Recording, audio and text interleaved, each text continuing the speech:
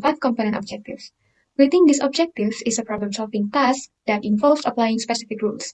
The first challenge is determining the type of learning outcome the instruction aims to produce.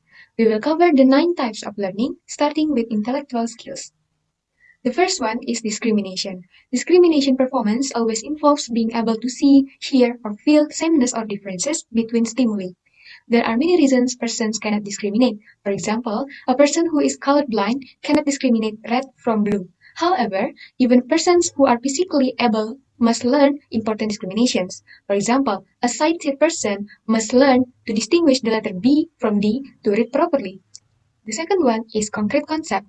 Concrete concepts involve identifying instances of a class of items. To assess understanding, learners may be asked to select or recognize examples of a particular object. For example, you as a teacher want to know whether your students understood the concept of apple. You can ask them to describe the apple, maybe the shape, the taste, and etc. If they could describe it, you might infer that they indeed knew about the apple. However, they may know what an apple is without being able to describe it.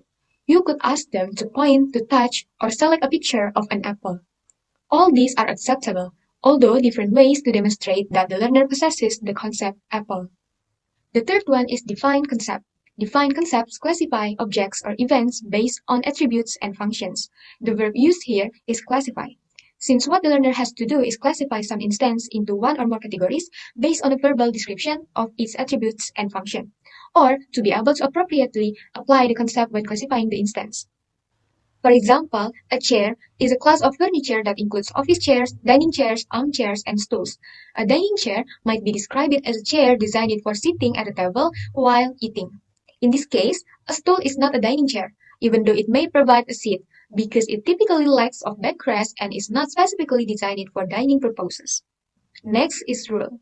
A rule is an internal capability governing behavior, enabling one to demonstrate relationships between concepts. The learner capability verb here is demonstrate. For example, the traffic light system follows a rule that governs how vehicles and pedestrians should behave at intersections. The rule states that when the light is red, vehicles must stop.